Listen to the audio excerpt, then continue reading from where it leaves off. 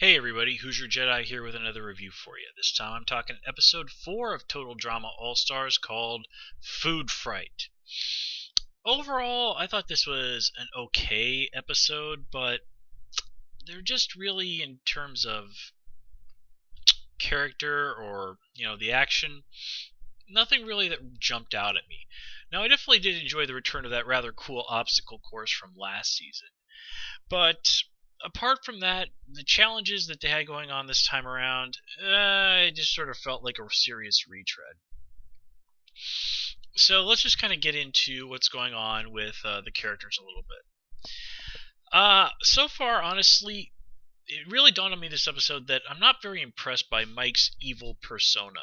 Simply because so far, evil Mike has mostly just screwed with the Tilt-A-Whirl ride and broken Sierra's phone and Sam's game. That doesn't really make him seem evil so much as it makes him seem incredibly petty and a danger to small electronic devices. I should say.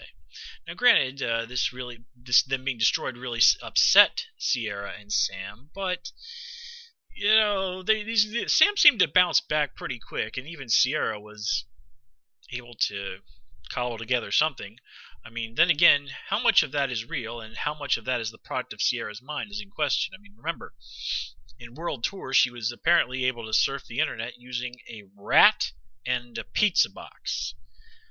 I'm thinking that might have just all been in her head more than anything else.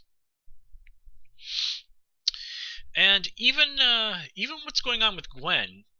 Now, Gwen's kind of getting super upset about the whole Courtney situation and saying, I only came back to Total Drama to try and mend fences with Courtney. Well, now that I thought was a pretty well done scene, although it just strikes me a little odd that Gwen would put so much weight on what Courtney thinks of her.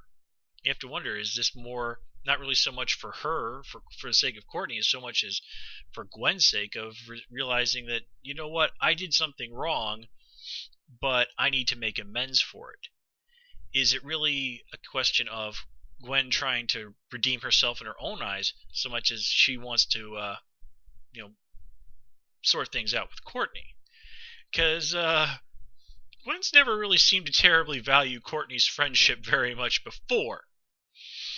So I'm thinking this is really more Gwen dealing with internal guilt rather than a desire to, let's be BFFs with Courtney. And not that I really think that Courtney is going to go down that road. She's willing to make, looks like she's even willing to make an alliance with Scott, or at least half-heartedly think about it.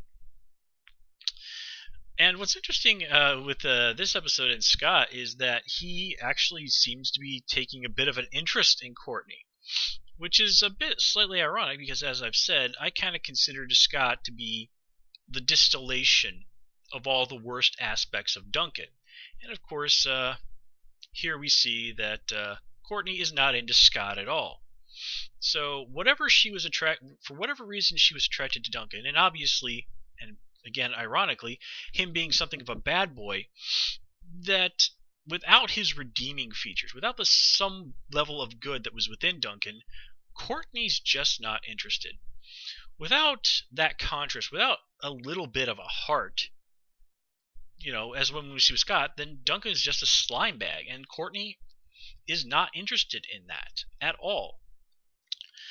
But it certainly was interesting to see a different aspect of Scott. The idea of Scott attempting to pursue a romantic relationship with somebody, that's quite a contrast to what we saw last season, where he certainly probably knew that he was never going to get anywhere with that. But anyway, getting back to what we were talking about Duncan, here we actually see Duncan somewhat struggling with wanting to be a team player. He's actually trying to hold in the better aspects of his nature. And this is something I'm actually pleased by because so far we really haven't seen, until last episode, very much in the way of Duncan's more redeeming qualities at all. Here, by putting them back on display, one, it creates internal conflict within Duncan. It's like, okay, do I want to be this basically this image he projects. I mean, he even talks in the outhouse to the guys back in juvie. He's obviously trying to and wanting to impress. That's who this whole bad boy thing that he's doing is really for. It's in some degrees who he is, and it's also some degree an act. And Duncan is really upset by the idea that, showing a nicer side of him might make him basically seem like a wimp to the guys back at juvie. So again, like I said, this creates some interesting internal conflict for Duncan. And as we saw last episode, Gwen was genuinely shocked by Duncan sacrificing himself to save her. And this creates conflict within Gwen in regards to her doubts to whether or not her relationship with Duncan is a viable one. And, of course, if Duncan starts to display more redeeming qualities, well, what does that mean to Courtney? Now, I don't think Courtney's going to be in any rush to forgive Duncan. She's certainly not in any rush to give Gwen a break, and frankly, as much as a jerk as Gwen was to Courtney in Season 3, Duncan was far, far worse. Duncan went out of his way once their relationship was over to make Courtney miserable for no discernible reason. He was being a jerk just for the sake of being a jerk. And I can't help but wonder if maybe the writers, looking back on that season, haven't realized that and thought, well, maybe it's time to dial it back with Duncan a little bit. Get him to show that lighter side, like I talked about before. The side that he showed in Season 1, especially in regards to showing compassion towards DJ over the death of his pet. Anyway, going on. It's interesting to see that the Vultures just did eventually elect Heather leader, much to Courtney's consternation and pretty much in endless belligerence. But, okay, so Heather is officially the leader of the Vultures. I'm a little unclear. Exactly, is there a leader for the hamsters? I don't really think so. Of course, now that Heather is the leader, well, what does this mean? Well, so far, apparently not an awful lot, because Heather was going around bossing people around all over the place entirely before. So now it's just really official, and I don't think Courtney is going to back off on the whole trying to run the show thing anyway, which, again, is certainly a source for some interesting conflict. Not really a whole lot to say about Heather and Alejandro. I'm really a little annoyed that they're putting this on the back burner so much, given how wow those two were at the very end of Season 3. You'd think that they'd be more eager to step things up and, one way or another, resolve things from where they left off last time. But I'm sure that'll get sorted out one way or the other. Let me see here. Not really a whole lot to say about what's going on with Sierra and her continued Cody obsession. As I've said, I'm really disappointed by just how much backsliding her character has gone through. And now she's starting to hallucinate everybody around her as Cody. I mean... So I have the feeling that since it's not going to be her specifically zoning in on Cameron, apparently, that it looks like Sierra's storyline might be getting played out. So if that's the case, then I'm not sure she's going to last too much longer on the show. And ditto that with Cameron. There's really no story at this point for Cameron. And as I've said, when characters run out of story on this season, I have a feeling that's for sure when they're going to get flushed.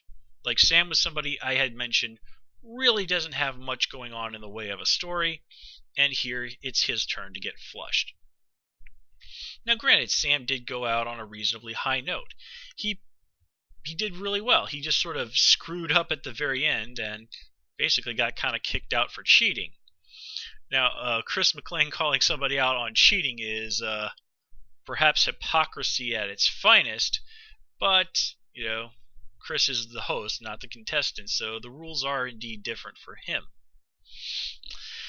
I'm also continued to be disappointed this season by one thing that I was really unhappy about last season is the lengths they go to just not have chefs speak so that they don't have to pay an actor. I mean, that's that's really obvious penny pinching on the part of the folks at Fresh TV and whatnot. So I continue to be disappointed there. And just looking at my notes here real quick. Yeah, guys, that's all I really have for you this time. This is by no means a bad episode, but I think there definitely could have been more. On the other hand, we did get some reasonably interesting character development for what's going on with Duncan and Courtney and Gwen, which really basically is kind of the real crux of this season so far. And frankly, I think it's going to be the big drama of the season in general. So we'll see how things play out from here. Anyway, guys, until next, thanks for watching. As always, please comment, rate, and subscribe, and I will see you next time.